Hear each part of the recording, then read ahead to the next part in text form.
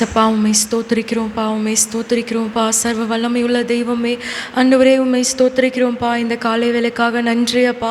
ஆண்டவரே இந்த புதிய நாளை எங்களுக்கு தந்தீரே, உமக்கு நன்றி செலுத்துகிறோம்ப்பா. ஆண்டவரே கடந்த நாட்கள் எல்லாம் எங்களை கண்மணி போல பாதுகாத்தீரே அப்பா. ஸ்தோத்திரம்ப்பா. ஒவ்வொரு நாளும் அப்பா, ஒவ்வொரு நொடி பொழுதும் நீர் எங்களோடு இருந்ததற்காக நன்றி அப்பா. ஆண்டவரே எங்களை நீர் வழி நடத்தினதற்காக நன்றி செலுத்துகிறோம்ப்பா. ஆண்டவரே உம்முடைய தயையுள்ள கரம், உம்முடைய கிருபையுள்ள கரம் எங்கள் மேல் இருந்ததற்காக ஆண்டவரே அப்பா ஸ்தோத்திரம்ப்பா. ஆண்டவரே அப்பா நன்றி செலுத்துகிறோம்ப்பா. ஆண்டவரே இந்த ஆராதனை உடைய கருத்தில் ஒப்பு கொடுக்குறோம்ப்பா. தொடக்கம் முதல் முடிவு வரைக்கும் இந்த ஆராதனை ஆசீர்வதி தரலும்ப்பா. ஆண்டவரே ஆவியானவரே அப்பா நீர் வெளிப்பட வேண்டும்படியாய் ஜெபிக்கிறோம். ஆண்டவரே ஒவ்வொரு பகுதிகளிலே ஆண்டவரே உம்முடைய நாமம் மகிமைப்படட்டும்ப்பா. ஆண்டவரே எங்களோட பேசும், எங்களுக்கு ஏற்ற வார்த்தைகளை தாரும்ப்பா. ஆண்டவரே இந்த ஆராதனை முழுவதில் அப்பா உம்முடைய நாமத்தை மகிமைப்படுத்தும். யாஷ்வா மெசியாவின் நாமத்தில் ஜெபிக்கிறோம் நல்ல பிதாவே, ஸ்தோத்திரம்.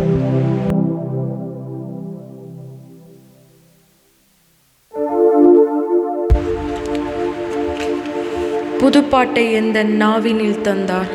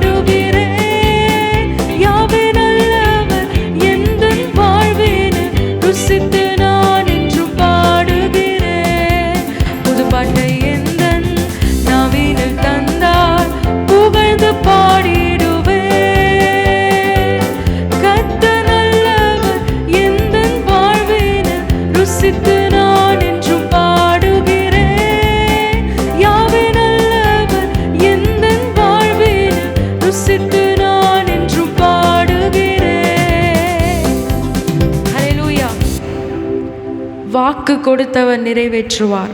வார்த்தையை தந்தவரை ஆராதிப்போம்.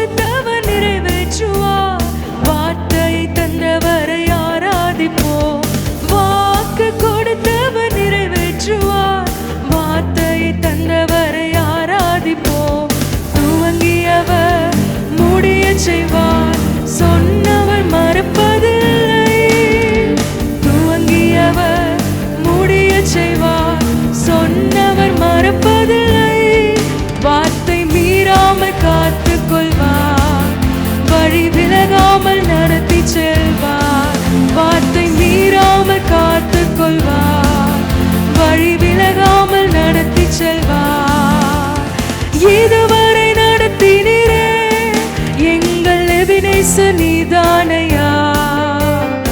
இதுவரை நடத்தினீரே எங்கள் எபினேசர் நீதானையா. இதுவரை நடத்தினீரே எங்கள் எபினேசர் நீதானையா. இதுவரை நடத்தினீரே எங்கள் எபினேசர் நீதானையா. வாக்கு கொடுத்தவர் நிறைவேற்றுவார். வார்த்தையை தந்தவரை ஆராதிப்போம். வாக்கு கொடுத்தவர் நிறைவேற்றுவார். வார்த்தையை தந்தவரை ஆராதிப்போம். துவங்கியவர் முடிய செய்வார். சொன்னவர் மறப்பதில்லை. துவங்கியவர் முடிய செய்வார். சொன்னவர் மறப்பதில்லை. வார்த்தை மீறாமல் காத்து கொள்வார். வழி விலகாமல் நடத்தி செல்வார். வார்த்தை மீறாமல் வழி விலகாமல் நடத்தி செல்வார். இதுவரை நடத்தினீரே எங்கள் எபினேசர் நீதானையா. இதுவரை நடத்தினீரே எங்கள் எபினேசர் நீதானையா. நீ சொல்லும் வார்த்தை நீ நிறைவேற்றுவே. நீ செய்யும் வரை காத்திருப்பே. நீ சொல்லும் வார்த்தை நீ நிறைவேற்றுவே. நீ செய்யும் வரை காத்திருப்பே. ஆண்டாண்டு காலமாய் அழியாவும் வார்த்தை தினமும் தந்து நடத்துமையா. ஆண்டாண்டு காலமாய் அழியாவும் வார்த்தை தினமும் தந்து நடத்துமையா. இதுவரை நடத்தினீரே எங்கள் எபினேசர் நீதானையா. இதுவரை நடத்தினீரே எங்கள் எபினேசர் நீதானையா. இதுவரை நடத்தினீரே எங்கள் எபினேசர் நீதானையா. இதுவரை நடத்தினீரே எங்கள் எபினேசர் நீதானையா. வாக்கு கொடுத்தவர் நிறைவேற்றுவார். வார்த்தையை தந்தவரை ஆராதிப்போம். வாக்கு கொடுத்தவர் நிறைவேற்றுவார். வார்த்தையை தந்தவரை ஆராதிப்போம். துவங்கியவர் முடிய செய்வார். சொன்னவர் மறப்பதில்லை. துவங்கியவர் முடிய செய்வார். சொன்னவர் மறப்பதில்லை. வார்த்தை மீறாமல் காத்து கொள்வார். வழி விலகாமல் நடத்தி செல்வார். வார்த்தை மீறாமல் வழி விலகாமல் நடத்தி செல்வார். இதுவரை நடத்தினீரே எங்கள் எபினேசர் நீதானையா. இதுவரை நடத்தினீரே எங்கள் எபினேசர் நீதானே. இதுவரை நடத்தினீர். இதுவரை நடத்தினீரே எங்கள் எபினேசர் நீதானையா. இதுவரை நடத்தி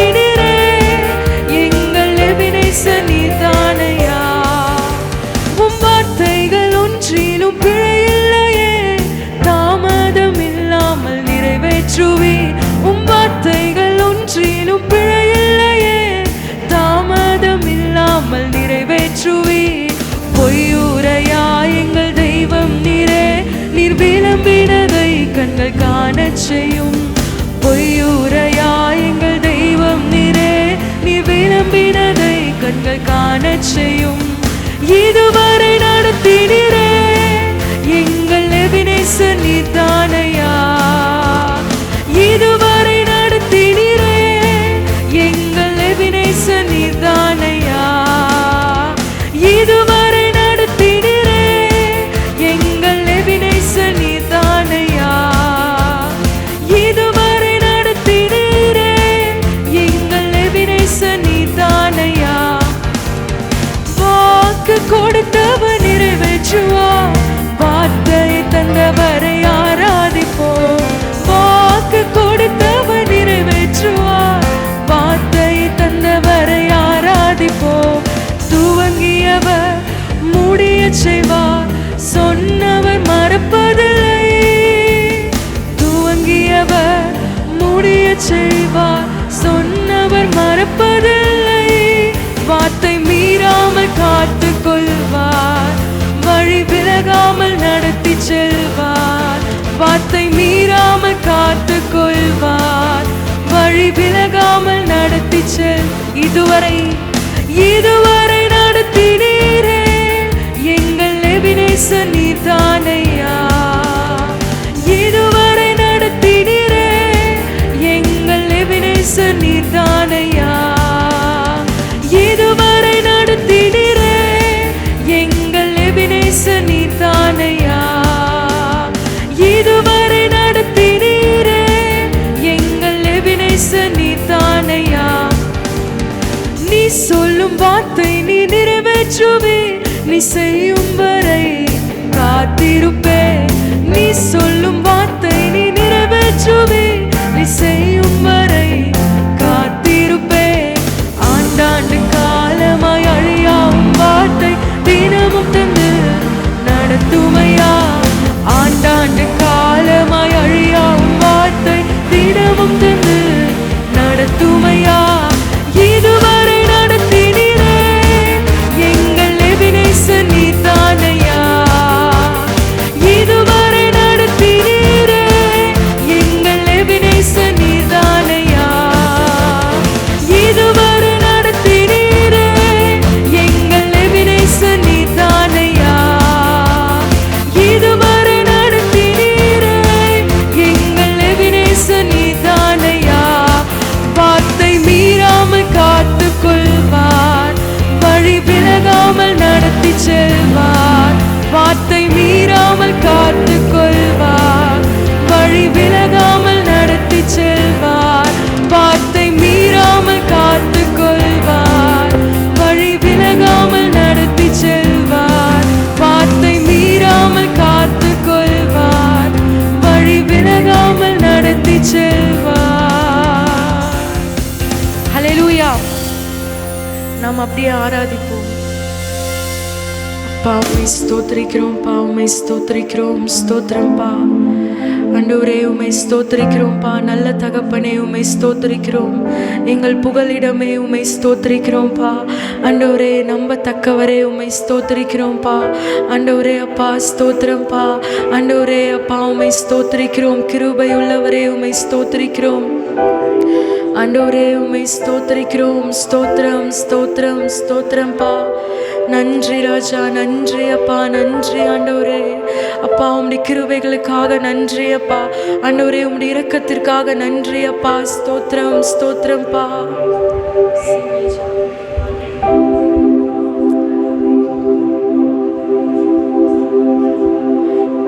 வாழ்ந்தாலும்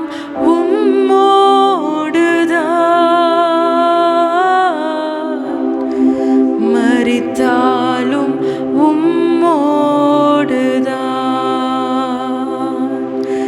நான் வாழ்ந்தாலும் உம்மோடுதான், மரித்தாலும் உம்மோடுதான்.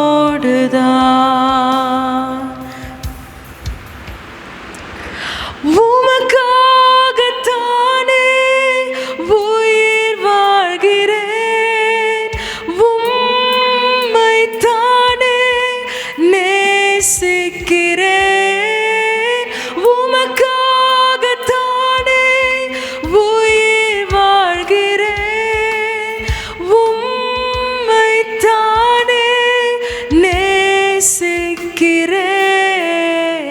வாழ்ந்தாலும் உம்மோடுதான்,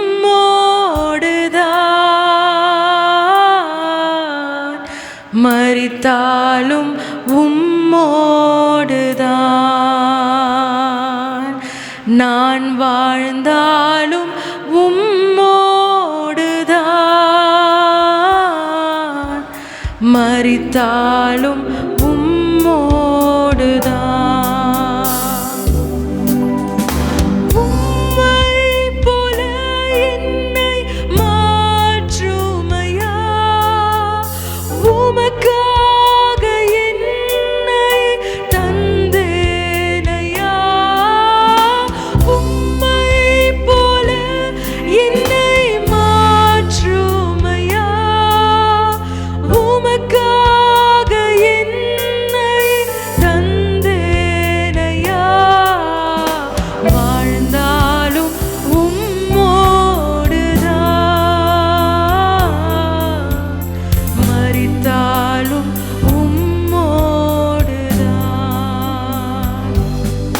நான் வாழ்ந்தாலும் உம்மோடுதான்,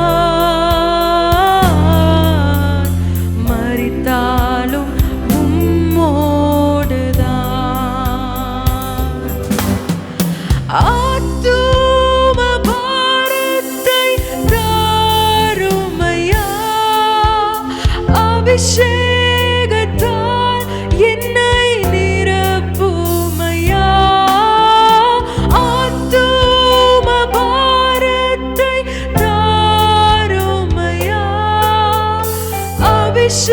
அபிஷேகத்தால் என்னை நிரப்புமையா. வாழ்ந்தாலும் உம்மோடுதான், மரித்தாலும் உம்மோடுதான். நான் வாழ்ந்தாலும் உம்மோடுதான், மரித்தாலும்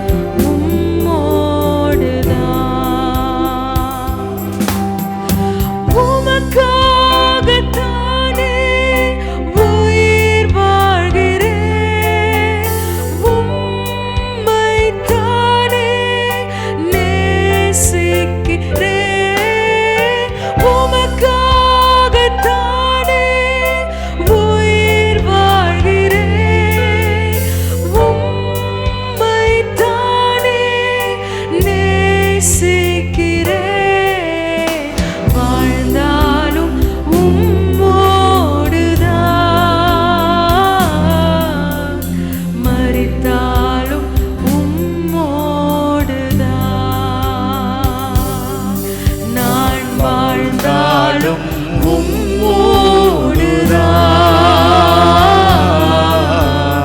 மரித்தாலும் உம்மோடுதான். உம்மை போல என்னை மாற்றுமையா, உமக்காக என்னையே தந்தேனையா. உம்மை போல என்னை மாற்றுமையா, உமக்காக என்னையே தந்தேனையா. வாழ்ந்தாலும் உம்மோடுதான், மரித்தாலும்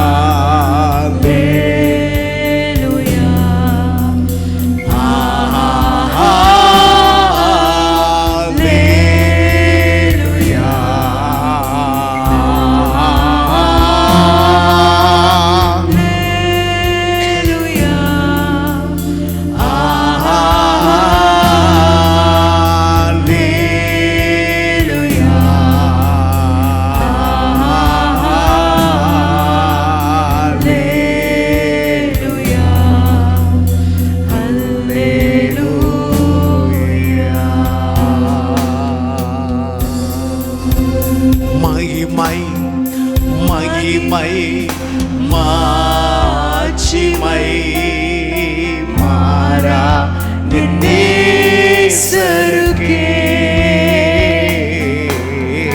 மகிமை மகிமை மாட்சிமை மாறா என் நேசருக்கே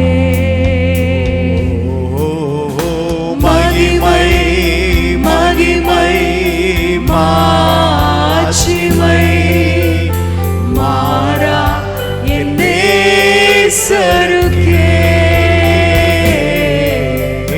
மகிமை மகிமை மாட்சிமை மாறா என் நேசருக்கே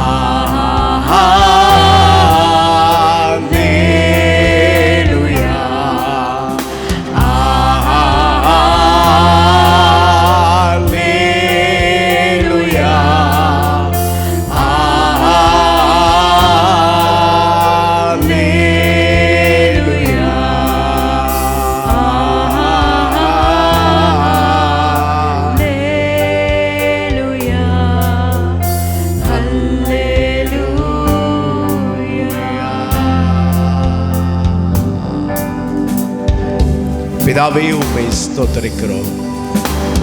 இந்த காலை வேளையிலே கூட கொஞ்ச நேரம் உம்முடைய சமூகத்தில் உம்முடைய வார்த்தையை தியானிக்க எங்களுக்கு உதவி செய்யும், ஆசீர்வதியும். இயேசுவின் நாமத்தில் ஜெபிக்கிறோம் நல்ல பிதாவே. நாம் எல்லாருமாக உட்காருவோம்.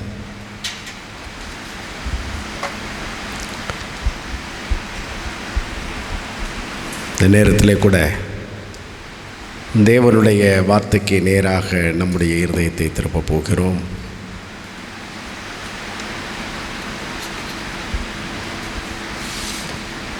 சங்கீதத்தின் புஸ்தகம் 37வது சங்கீதம். சங்கீதத்தின் புஸ்தகம் 37வது சங்கீதம் 4வது வசனத்தை வாசியுங்கள்.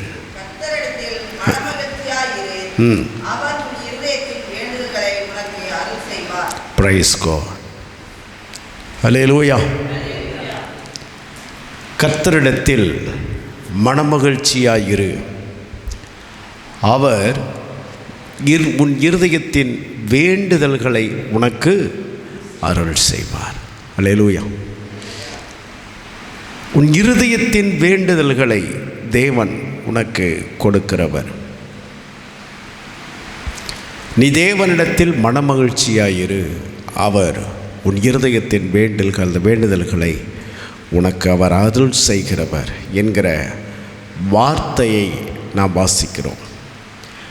ஆகையினாலே மனமகிழ்ச்சியாயிரு.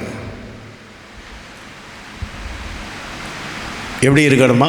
மனமகிழ்ச்சிங்கிறது பார்த்திங்கன்னா, இந்த உலகத்தில் ஏதாவது ஒரு காரியம் நம்ம இல்லைன்னு வரும்பொழுதோ அல்லது இழக்கிறதுன்னு வரும்பொழுதோ நமக்கு பொதுவாக சோர்வு அல்லது ஒரு தைரியமற்ற நிலை அப்படிங்கிறது எல்லாருக்குமே வர்றது சகஜமான ஒரு நிலை தான். ஆனால் வேதம் என்ன சொல்லுதுன்னு பாருங்கள், நாம் அந்த சூழ்நிலையிலும் கூட எப்படி இருக்கணுமா? மனமகிழ்ச்சியாக இருக்கிறவர்களாக இருக்க வேண்டும். ஏன் அப்படின்னா, அவர் நம்முடைய இருதயத்தின் வேண்டுதல்களை கூட நமக்கு என்ன செய்கிறவர்? பதில் செய்கிறவராக இருக்கிறார், கொடுக்கிறவராக இருக்கிறார். அப்படின்னா இருதயத்திலிருந்து நினைக்கிறவைகளை, என் நினைவுகளில் இந்த இஸ்ரேல் ஜனங்கள் ரொம்ப பெரிய இக்கட்டில் மாட்டிக்கிட்டாங்க. தேவ சித்தத்தின்படி தான் எகிப்துக்கு போனாங்க.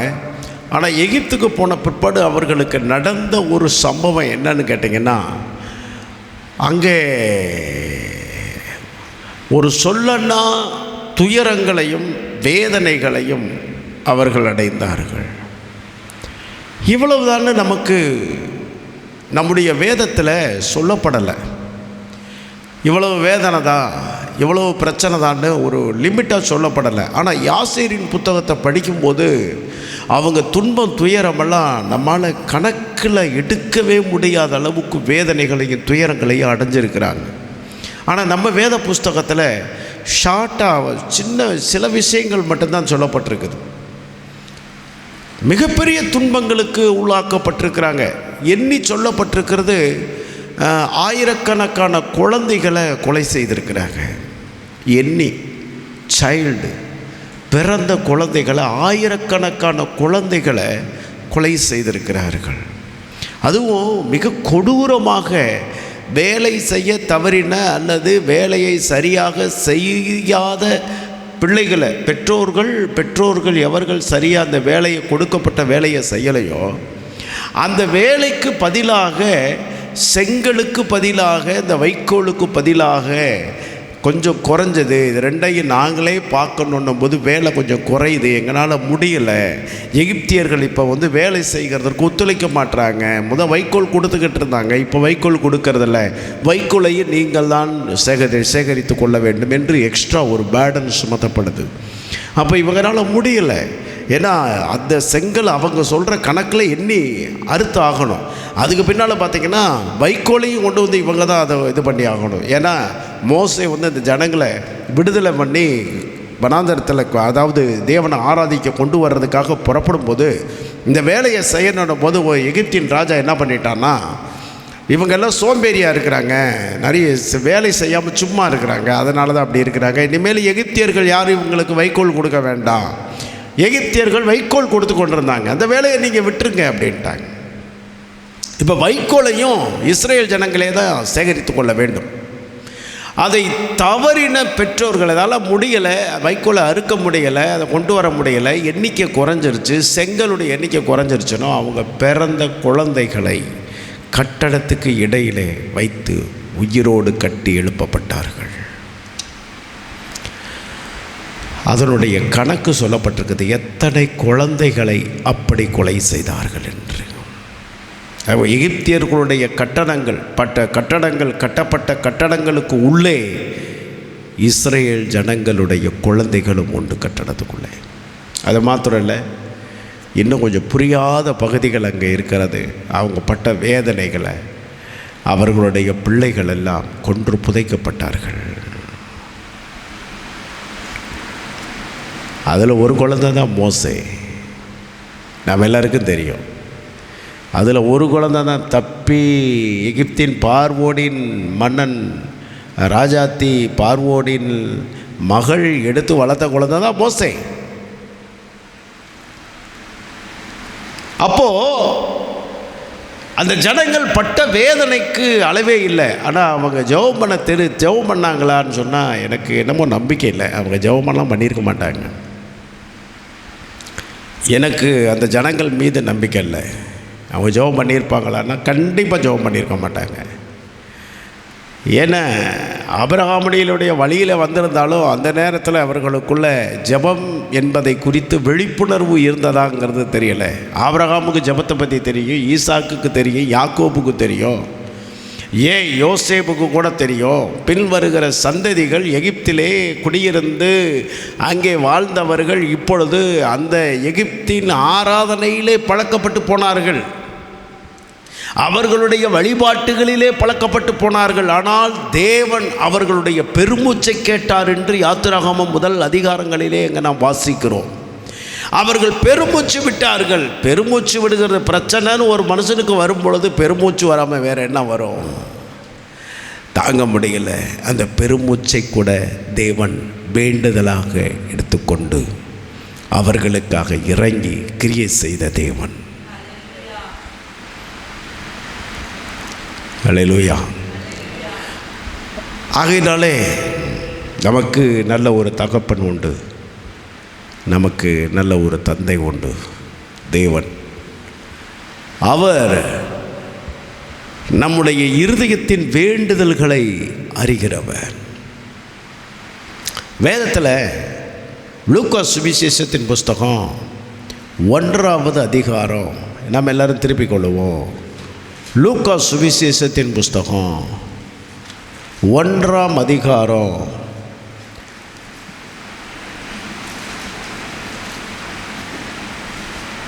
13வது வசனம் வாசிங்க. நல்ல கவனிங்க. தூதன் அவனை நோக்கி, சகரியாவே பயப்படாதே. நல்ல கவனிங்க. இங்கே ஒரு சம்பவம் ஒன்று நடந்திருக்கிறது. என்னன்னா, சகரியா ஏதோ ஒன்றுக்காக ஜெபம் பண்ணி இருக்கிறார். இப்போ அதைத்தான் அந்த தூதன் சொல்கிறாரு. என்றைக்கோ ஜெபித்த ஜெபம், பல நாட்களாக ஜெபித்து கொண்டு வந்த ஜெபம், அந்த ஜெபம் இதுவரைக்கும் கேட்கப்பட்டதாக சகரியாவுக்கு காணப்படவில்லை. ஆனால் இப்பொழுது தேவதூதன் இறங்கி என்ன சொல்கிறார்னா, சகரியாவே உன் வேண்டுதல் உனக்கு என்ன செய்யப்பட்டது? கேட்கப்பட்டது. உன் மனைவியாகி எலிசபெத்து அவனுக்கு கீழே சொல்லப்பட்டதுக்கு உனக்கு சந்தோஷமும் மகிழ்ச்சியும் உண்டாகும். அவன் பிறப்பு நிமித்தம் அநேகர் சந்தோஷப்படுவார்கள். அவன் கர்த்தருக்கு முன்பாக பெரியவனாய் இருப்பான். திராட்சரசமும் மதுவும் குடியான். தன் தாயின் வயிற்றில் இருக்கும்போதே பரிசுத்த ஆவியினால் நிரப்பப்பட்டிருப்பான். அவன் இஸ்ரவேல் சந்ததியாரில் அநேகரை அவர்கள் தேவனாகிய கர்த்தரிடத்திற்கு திருப்புவான். பிதாக்களுடைய இருதயங்களை பிள்ளைகளிடத்திற்கும் கீழ்ப்படியாதவர்களை நீதிமான்களுடைய ஞானத்திற்கும் திருப்பி உத்தமமான ஜனத்தை கர்த்தருக்கு ஆயத்தமாக்கும்படியாக அவன் எலியாவின் ஆவியும் பலமும் உடையவனாய் அவருக்கு முன்னே நடப்பான். இதுதான் செய்தி. தூதன் பேசுகிறார். சகரியா சொல்கிற வார்த்தையை கவனிங்க. அப்பொழுது சகரியா தேவதூதனை நோக்கி, அதை நான் எதினால் அறிவேன்? நான் கிழவனாயிருக்கிறேன். என் மனைவி நீ ஜெபம் பண்ண, உன் ஜெபத்து மேலே உனக்கே நம்பிக்கை இல்லை. இப்போது நம்பிக்கை என்ன? உன்னுடைய பலத்து மேலேயும் உன் சுயத்து மேலேயும் தான் இன்னும் என்ன இருக்குது? நம்பிக்கை இருக்குது. நான் ஜெபம் பண்ணியிருக்கிறேன்னா தேவன் எனக்காக கிரியை செய்வார்னா என் சுயத்தையும் என் பலனையும் என் திறமையையும் பார்க்க வேண்டிய அவசியம் இல்லை. இங்கே மறுபடியும் சகரியை இப்போ என்ன பார்க்குறா? நான் எப்படி இருக்கிறேன், என் மனைவி எப்படி இருக்கிறா? நீ ஆண்டவர் உன் ஜெபம் எப்படிப்பட்டதாக இருக்கிறது? உன் ஜெபத்திற்கு பதில் வந்ததற்கு அடையாளமாக வானத்திலிருந்து தேவதூதன் இறங்கி உன்னோடு கூட ஒரு பிரகாசமான ஒளியிலே நின்று பேசி கொண்டிருக்கிறார். தேவதூதன் இப்படிப்பட்ட வார்த்தையை பேசி கொண்டிருக்கும் போது மாறுத்தரமான வார்த்தைகளை பேசுகிறதுக்கு இந்த சகரியாவுக்கு எப்படி இருதயம் வந்தது? கன நிமிடம் யோசித்து பாருங்கள். நாம தான் ஜெபம் பண்ணுவோம், ஆனால் நம்ம ஜெபத்தை பற்றி நமக்கே நம்பிக்கை இருக்காது. அது நடக்குமா? நடக்குமா? நடக்காதா? ஆனால் ஜெபம் பண்ணிட்டோம்.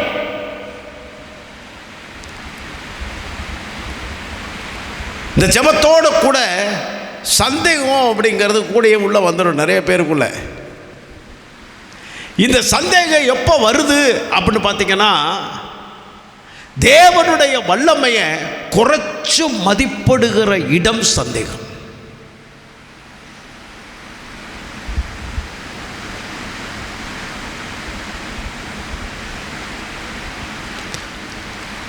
மோசையும் கூட என்ன நினைத்தார் அப்படின்னா, மோசே வாழ்க்கையில் நல்ல பலமாக நல்ல பயங்கரமான பராக்கிரசாமியாக இருக்கும்போது தேவன் தன் மூலமாக கிரியை செய்யணும்னு மோசே நினச்சிருந்தார்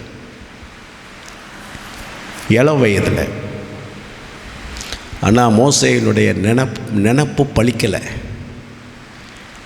இப்போ மோசைக்கு 80 வயசாயிடுச்சு. 80 வயசாயிடுச்சு. நம்ம ஊரில் சொல்லுவாங்க, காடு வாங்குது, ஆமாம், வீடு அந்த வயசு மோசைக்கு. இந்த 80 வயசில் இப்போ மோசைக்கு இருக்கிற சிந்தனை, தரிசனம், எண்ணங்கள் என்ன எல்லாம் எப்படின்னு கேட்டிங்கன்னா, தேவன் சொன்னார்னா எந்த வயதிலையும் அவரால் நிறைவேற்ற முடியும். காலங்களும் வயதும் திறமையும் நம்மளுடைய அனுபவமும் அங்கே தேவையே இல்லை. தேவன் சொன்ன வார்த்தை நிச்சயமாய் அது நிறைவேறும். இந்த எண்ணம் தேவ பிள்ளைகளுக்கே வரமாட்டேங்குது. சந்தேக பேய். என்ன நடந்தது? இவர் சந்தேகம் எப்படி நடக்கும்? நான் தான் கிழவனாக இருக்கிறேனே, என் மனைவி தான் வயது சென்றவனாக இருக்கலை, இன்னும் போயிட்டு என்ன நீங்கள் போய் தேவையில்லாத ஏதோ பேசிகிட்டு இருக்கிறீங்க. நீ எத்தனையோ தடவை ஜெபம் பண்ண, நீ எத்தனையோ தடவை இதுக்காக போராடி இருக்க, எத்தனையோ முறை உபவாசம் இருந்திருக்கிற, எத்தனையோ முறை கண்ணீர் விட்டு இருக்கிற, எத்தனையோ முறை நீ தேவனுடைய சமூகத்தை அலட்டி அழுது கெஞ்சி பிரார்த்தனை பண்ணியிருக்கிற. உன்னுடைய ஜெபம் எது வீணாக போகலை. தேவன் உன் ஜெபத்தை, உன் கண்ணீரை தம்முடைய துருத்திகளில் ஏந்தி வைத்திருக்கிறார். உனக்கு பதில் கொடுக்கிறதற்காக அவர் கிரியை செய்யும் பொழுது இப்பொழுது உனக்கு சந்தேகம் என்று ஒன்று வலுப்பட்டு இருக்கிறது.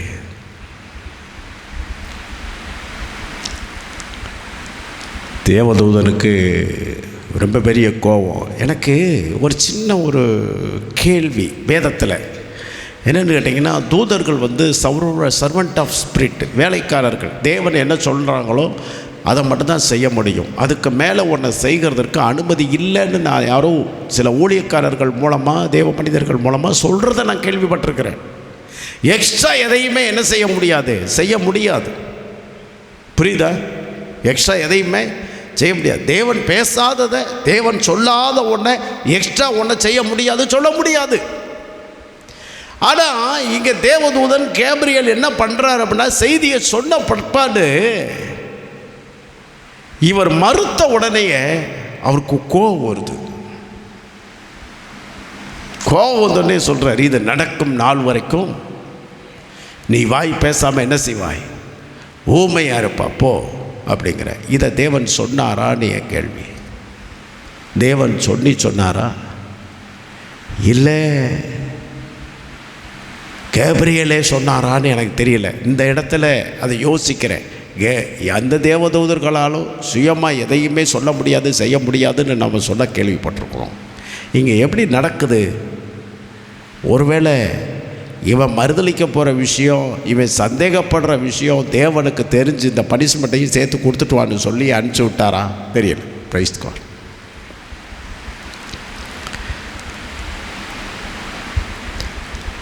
நம்ம பொதுவாக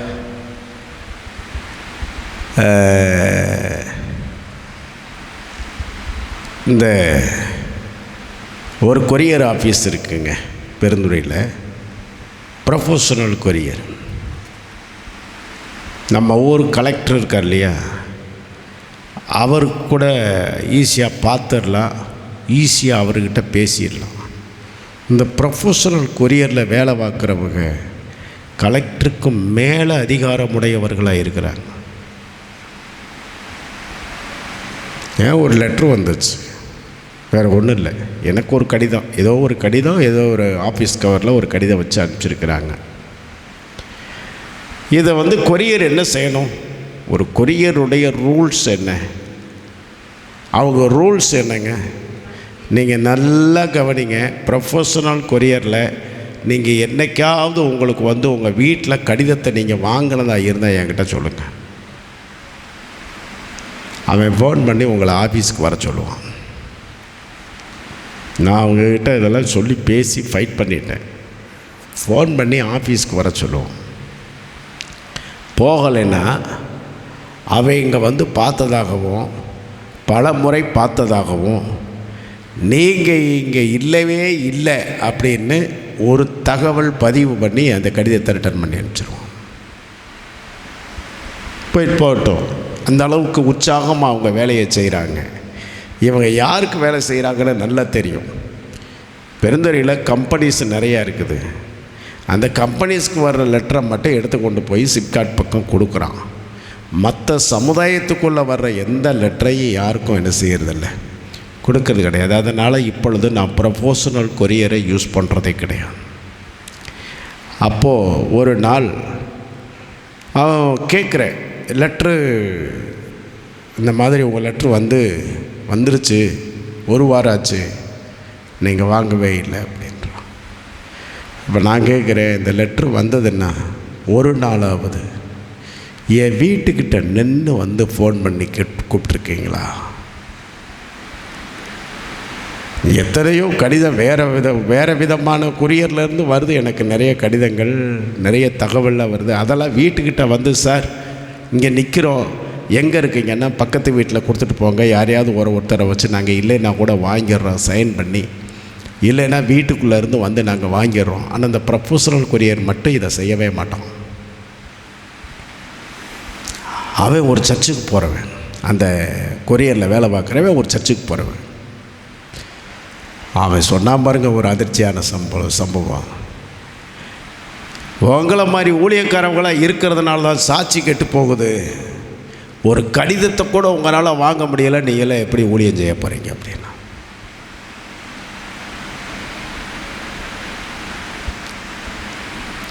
போய் இழுத்து அவனை வக்கீலை கூப்பிட்டு போய் அவன் மேலே கேஸை ஃபைல் பண்ணி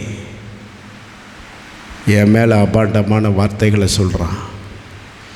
இந்த வார்த்தைக்கோ இவன் செஞ்ச தப்புக்கோ என்ன சம்மந்தம் இருக்குது? இன்னும் உன்னால் முடியலைன்னா இந்த கடிதத்தை என்ன செய்யணும்? ரிட்டர்ன் பண்ணி அனுப்பு. நீ தேவையில்லாத என்னை பற்றி அனாவசியமான வார்த்தைகளை பேச சொல்லி உனக்கு யார் அதிகாரம் கொடுத்தா? பிடிச்சிக்கிட்டேன். அப்புறம் எல்லா யூனிட்டே வந்து மன்னிப்பு கேட்ட பிற்பாடு தான் விட்டேன். அது வேறு விஷயம். எதுக்காக சொல்கிறேன்னா, ஒருத்தனை ஒரு கடிதம் கொண்டு போய் கொடுத்துட்டு வான்னா அவனுக்கு இருக்கிற கெத்து இருக்குது பார்த்திங்கன்னா, அடே அப்பா, கலெக்டர் ஆஃபீஸில் கலெக்டருக்கு கூட மரியாதை இருக்காதுங்க. இந்த நீதிபதிக்கு கூட மரியாதை இருக்காது. அந்த முன்னால் ஒரு இதை போட்டு நின்றுட்டுருப்பார்ல, அவர் தான் அங்கே கிங்கு. ஸ்தோத்திரம் இல்லையா? நீங்கள் எங்கேயாவது ஒரு ஆர்டி ஆஃபீஸு எங்கேயாவது போனீங்கன்னா அங்கே பியூனாக இருக்கிறவங்க தான் கிங்கு. டே அப்படின்னு வெளியே அப்படின்னு, மற்றவங்கள யாரும் பேச மாட்டாங்க. இங்கே எதுக்குள்ளே வர்றீங்க, வெளியே போ போ. அங்கே தான் போலீஸ் ஸ்டேஷனுக்கு போனீங்கன்னா எஸ்ஐ அல்லது இன்ஸ்பெக்டர் வந்து வெளியே கத்திக்கிட்டு இருக்கும்போது சாதாரண கான்ஸ்டேபிள் வந்து அப்படின்னு. இது எல்லா இடத்துலையும் நடக்கிற விஷயங்கள் அப்படித்தான். எங்கேயுமே நாய் கூட பாருங்கள், வாள் தான் ஆடிக்கிட்டு இருக்கும். தலை எப்போவுமே ஆடிக்கிட்டே இருக்குமா? தலை ஆடிக்கிட்டே இருக்கிற ஏதாவது மிருகத்தை பார்த்திங்களா? ஆனால் வாள் சும்மாவே இருக்காது. அது படுத்து தூங்கிக்கிட்டே இருந்தாலும் இந்த வாள் அப்படியே ஆடிக்கிட்டே இருக்கும். இந்த வாள் எங்கே பார்த்தாலும் ஆடிக்கிட்டே தான் இருக்கும். ஸ்தோத்திரம். தலை அமைதியாக தான் இருக்கும். ஆனால் எனக்கு ஆச்சரியமான ஒரு விஷயங்க. ஆனால் நம்ம கேப்ரியலை பற்றி நான் பேசணுன்னா, யாசேரின் புஸ்தகத்தில், ஏனோக்கு புஸ்தகத்தில் கேப்ரியல் யாருன்னு எழுதப்பட்டிருக்குது. நான் வந்து மீகாயேல், கேப்ரியேல், இன்னொருத்தர் இருக்கிறாரு, 3 தேவதூதன் இருக்காங்கல்ல பிரதானமாக. மீகாயேல், கேப்ரியேல், இல்லை நிறைய தேவதூதர்கள் இருக்காங்க. அதில் வந்து பார்த்திங்கன்னா, நான் என்ன நினச்சேன்னா, மீகாயேல் தான் ரொம்ப பெரிய தூதன். அவர் தான் யுத்தத்தை முன்னின்று நடத்த போகிறவர். மனசில் நினைக்கிறதுங்க தான் ரொம்ப பெரிய தூதன். ஆனால் ஏனோக்கு புஸ்தகத்தில் ரொம்ப தெளிவாக எழுதப்பட்டிருக்குதுங்க, தூதன்லையே நம்பர் 1 பிரதான தூதன், தேவனுக்கு அடுத்த இடத்துல பரலோகத்தில் நிற்கிறது யார் அப்படின்னா, கேப்ரியேல் என்னும் தூதன் மட்டும்தான். என்ன இப்படி ஒரு யுத்தம் செய்கிற மீகாயேலே கேப்ரியேலுக்கு கீழே எப்படி அப்படின்னா, அப்போ தான் எனக்கு புரிஞ்சது, ஒரு விஷயம் புரிஞ்சது. தேவனோட நெருக்கமாக செய்தியை பகிர்ந்து கொள்வதுக்கு அவர் முகத்துக்கு முன்னால் நிற்கக்கூடிய நபர் யாராக இருக்க வேண்டும்? எல்லா தூதர்களையும் பிரதானமான இடத்துல இருக்கக்கூடிய ஒரு தூதன் தான் இந்த கேப்ரியேல் என்னும் தூதன். பிரைஸ் காட், அல்லேலூயா. அந்த தூதன் தேவனுக்கு முன்னால் நிற்கிறார். நான் நினைக்கிறேன் இது கண்டிப்பாக ஆண்டவர் சொல்லியிருப்பார், மகன் இப்போ அங்கே வந்து சகரியா கண்டிப்பாக வயதானவனால நான் வந்து நம்ப முடியாது இதெல்லாம் எப்படி ஆகுன்னு கேட்பான், தலையில் ஓங்கி ஒரு கொட்டு வச்சுட்டு வா அப்படின்னு சொல்லி அனுப்பிச்சிருப்பார்னு நான் நினைக்கிறேன். Praise God.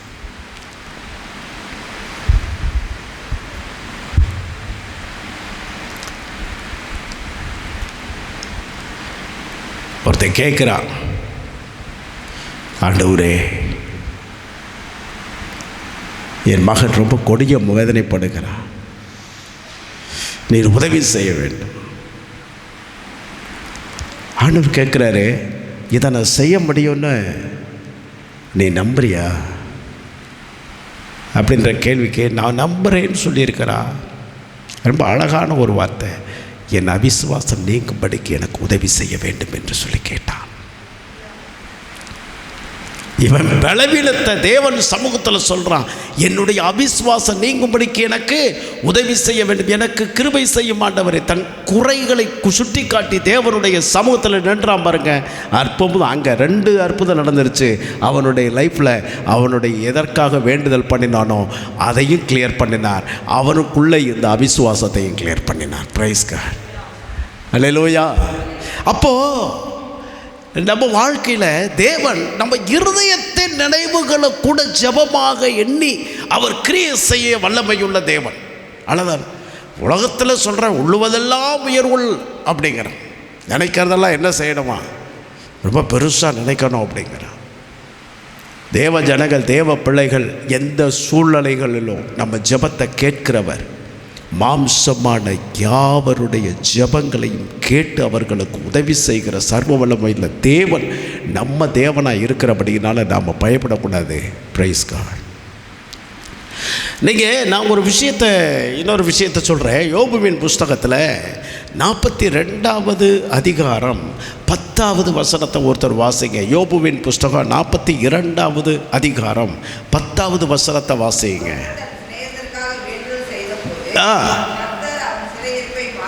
மாற்றினார்.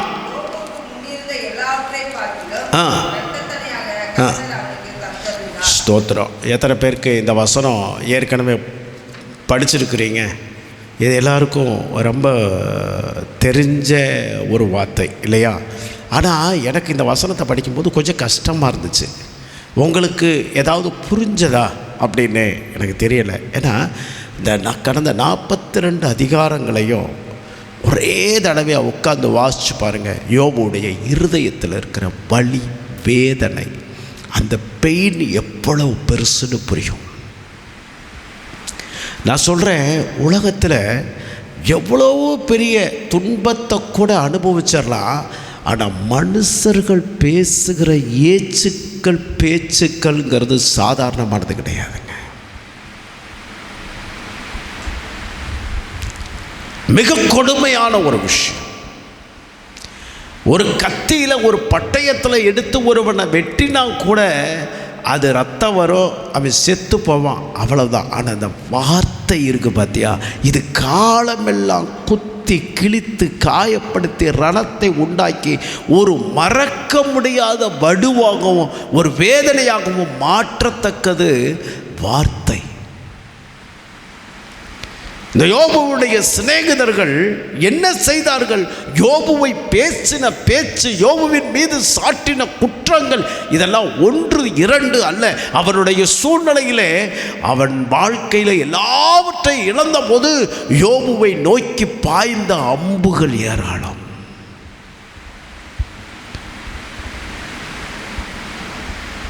நல்லா இருக்கும்போது 4 பேர் இல்லை 40 பேர் 400 பேர் நம்மக்கிட்ட வருவான். நம்ம நாசமாக போகும்போது ஒருத்தனை கை கொடுத்து தூக்க மாட்டான்.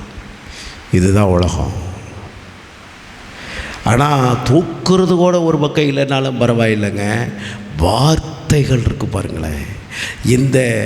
இந்த யோபுவை பேசின வார்த்தைகள் கொஞ்சம் நஞ்சமல்ல, காயப்படுத்தின வார்த்தைகள் கொஞ்சம் நஞ்சமல்ல. யோபு சொல்றாரு, நீங்கெல்லாம் காரியத்துக்கு உதவாத வைத்தியர்கள், என்னை விட்டு அகன்று போங்கள், என் முன்னால் நீங்கள் நிற்காம தான் நலமாக இருக்கும். பயங்கரமான வேதனையும் துன்பமும் துக்கமும் அனுபவித்து கொண்டிருந்த அந்த யோபு வெரி கிரேட்டஸ்ட்டுங்க. இந்த வார்த்தை நம்ம ஈஸியாக வாசித்து முடிச்சிட்டோம். யோபு தன் சிநேகிதருக்காக வேண்டுதல் செய்த போது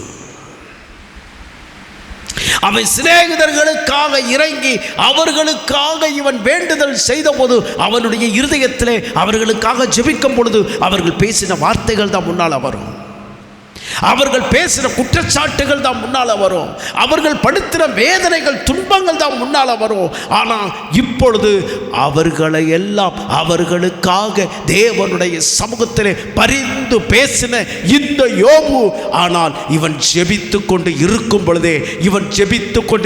பொழுதே இவன் அவர்களுக்காக பரிந்து பேசிக்கொண்டு இருக்கும் பொழுதே அவர்களுடைய அந்த பிரச்சனையை, அவர்களுடைய பாரத்தை தேவனுடைய சமூகத்திலே இவன் வாய்விட்டு சொல்லி அறிக்கையிட்டு கொண்டு இருக்கும் பொழுதே யோபுவுடைய பிரச்சனை மாறி போனதாக இங்கு எழுதப்பட்டிருக்கிறது.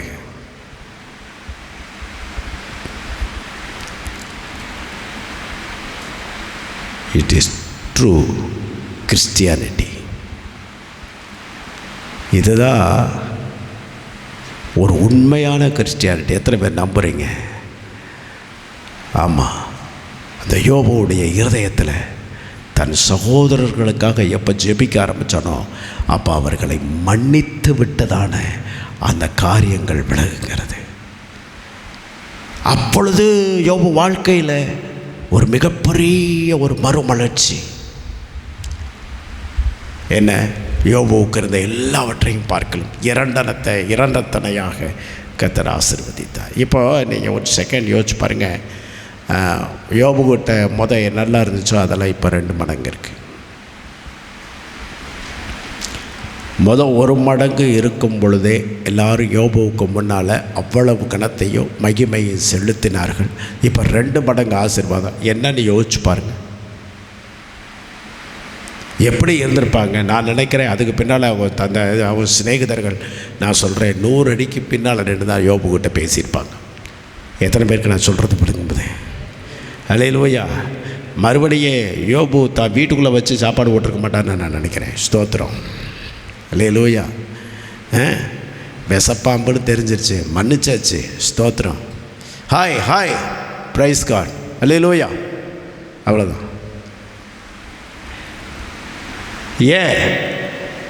இது மறுபடியும் பாலை ஊற்றுனீங்கனால இன்னொரு நாளைக்கு கொத்தும்.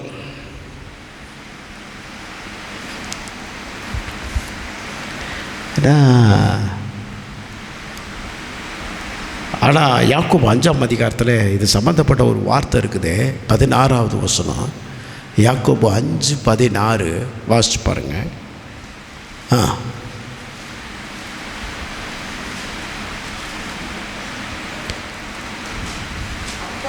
அப்பொழுது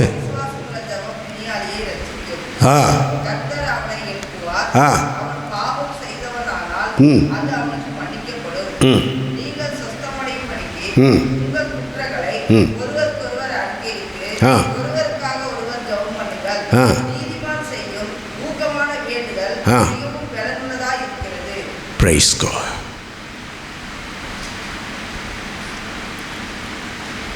நீதிமான் செய்யும் ஊக்கமான வேண்டுதல் மிகவும் பலனுள்ளதாக இருக்கிறது. யோபு நீதிமான், அவர் செய்த ஜெபம் மிகவும் பலனுள்ளதாக இருந்தது. அல்லேலூயா. அது அந்த வசனத்தை ஏன் டிஸ்பிளே பண்ணதை கேன்சல் பண்ணிட்டீங்க? 5:16 நீங்கள் சுஸ்தமடையும் வரைக்கும், அந்த வார்த்தை அப்படியே நீ யோபோடு கம்பேர் பண்ணுங்கள். நீங்கள் சுஸ்தம் அடையும்படிக்கு உங்கள் குற்றங்களை ஒருவருக்கு ஒருவர் அறிக்கையிட்டு ஒருவருக்காக ஒருவர் ஜெபம் பண்ணுங்கள். இப்படி நீங்கள் ஜெபம் பண்ணும் பொழுது அந்த நீதிமான் செய்யும் ஊக்கமான வேண்டுதல் மிகவும் பலனுள்ளதாக இருந்தது. அப்படியே நான் சொல்கிறேன், டிட்டோ அப்படியே யோபுவை பற்றி எழுதப்பட்டிருக்கிறதாக நான் பார்க்கிறேன். இந்த வசனத்தை கேட்டுக்கொண்டிருக்கிற தேவனுடைய பிள்ளைகளே, தேவன் உன் வேண்டுதல்களை கேட்கிறவர். உன் இருதயத்தில் இருக்கிற வேண்டுதல்களை எல்லாம் அவர் கவனித்து கொண்டிருக்கிறார். உன் சூழ்நிலைகள் எல்லாம் தெரியும். தேவனுடைய சமூகத்தில் இப்பொழுது நாம் வாசித்த அந்த வேத வசனத்தை நாம் வைத்து ஜெபிக்க போகிறோம். கர்த்தரிடத்தில் மனமகிழ்ச்சியாயிரு. நாம் எல்லாரும் கண்களை மூடுவோம். மனமகிழ்ச்சியாயிரு. அவர் உன் இருதயத்தின் வேண்டுதல்களை எல்லாம் உனக்கு அருள் செய்வார். பிதாவே, எங்களோடு பேசி நம்முடைய நல்ல வார்த்தைகளுக்காக உமக்கு நாங்கள் நன்றி செலுத்துகிறோம். இந்த வசனத்தை கேட்ட உம்முடைய பிள்ளைகள் மீது உம்முடைய கரம் இறங்கட்டும். இந்த வார்த்தைகள் உம்முடைய பிள்ளைகளுக்குள்ளே அது ஜீவன் உண்டாக நாங்கள் ஜெபிக்கிறோம். பரிசுத்த ஆவியானவருடைய வல்லமையுள்ள பலன் உம்முடைய பிள்ளைகளுக்குள்ளே உண்டாக ஜெபிக்கிறோம். ஆசீர்வதியும் தேவனுடைய வழி நடத்துதலும் சமாதானமும் உடைய பிள்ளைகளை மூட ஜெபிக்கிறோம். இன்றைக்கு கேட்ட வசனத்தின்படியே எங்கள் வேண்டுதல்களை கேட்கிற தேவன். யாராவது இந்த செய்தியின் வாயிலாக இந்த வார்த்தையை கேட்டுக்கொண்டிருக்கும் பொழுதே ஒருவேளை மனபாரத்திலே வியாகுலத்திலே இருப்பார்கள் என்று சொன்னார். ஆண்டவரே, அவர்களுடைய வாழ்க்கையில் நீர் கிரியை செய்து அற்புதம் செய்கிறவர் என்கிறதான அந்த அற்புதம் உம்முடைய பிள்ளைகளுடைய வாழ்க்கையில் நிகழ்ந்து உம்முடைய நாமத்திற்கு மகிமை உண்டாகும்படியாக செய்யும். எப்படி ஒரு யோபுவுக்கு நடந்ததோ அப்படியே நடக்கட்டும் என்று சொல்லி ஜெபிக்கிறோம். நெருக்கங்கள் எல்லாம் மாறி போகட்டும், விசாலங்கள் உண்டாகட்டும். என் தேவன் தாமே ஆண்டவரே அவர்களுடைய இருதயத்தை மனமகிழ்ச்சியாய் குவிராக ஆசீர்வதியும். இயேசுவின் நாமத்தில் ஜெபிக்கிறோம் நல்ல பிதாவே.